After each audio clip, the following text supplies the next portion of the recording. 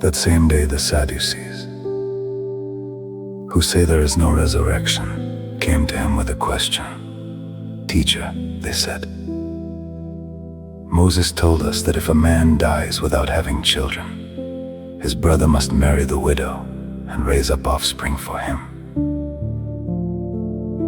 Now there were 7 brothers among us.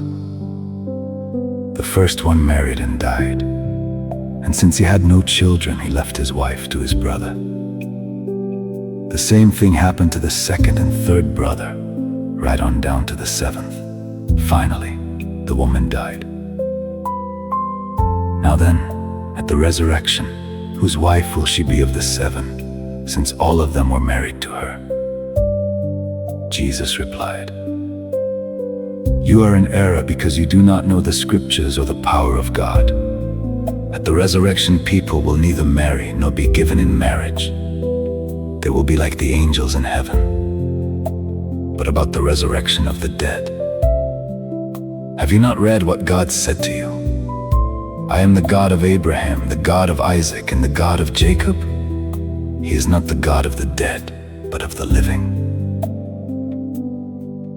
When the crowds heard this, they were astonished at his teaching. Hearing that Jesus had silenced the Sadducees, the Pharisees got together. One of them, an expert in the law, tested him with this question.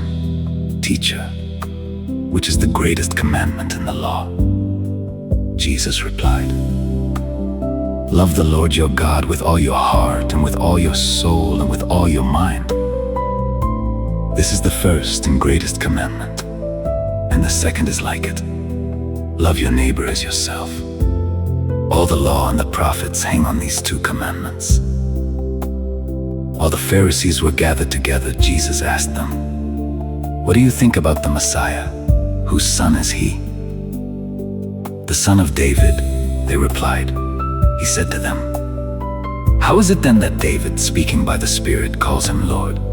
For he says, 'The Lord said to my Lord, sit at my right hand until I put your enemies under your feet.' If then David calls him Lord, how can he be his son?" No one could say a word in reply, and from that day on no one dared to ask him any more questions.